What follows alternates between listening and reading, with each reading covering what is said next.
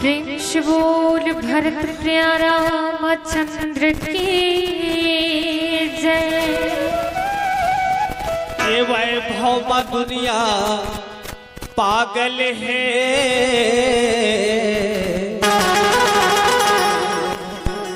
कोनो पागल है चतुराई के, कोनो पागल है धन संपत्ति के, तो कोनो पागल है मान बड़ा, कोनो पागल है रंग रूप के,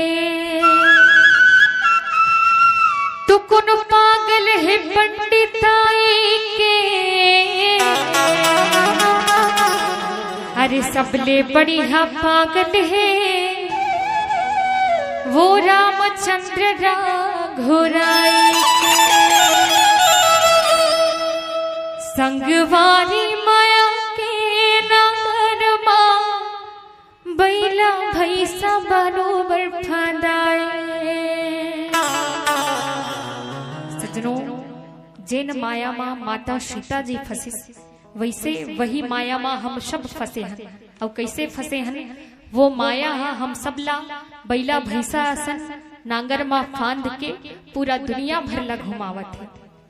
संगवारी माया के नांगर मां बैला भैसा बरोबर फंदाए। संगवारी माया के नांगर मां बैला भैसा बरोबर फंदाए। कौड़ी कौड़ी जोड़े धरला सकेले, कौड़ी कौड़ी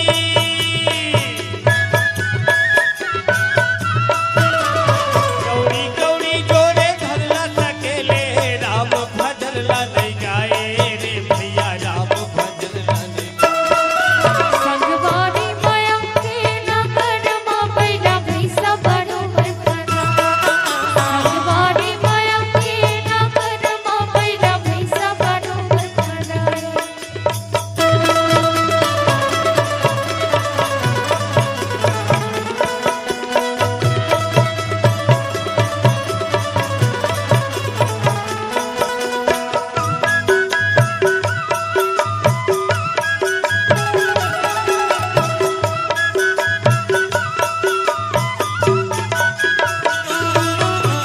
बड़े बिहनिया ले गुनत रे खस धन कहाने आई।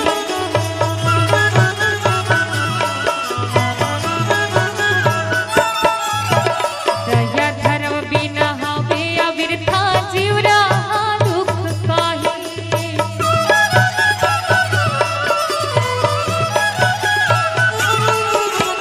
बड़े बिहनिया ले गुनत रे खस धन कहाने आई।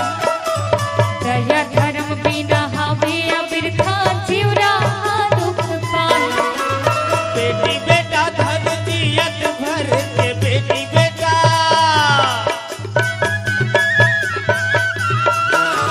बेटी बेटा धन दियत भर के, अब बकाला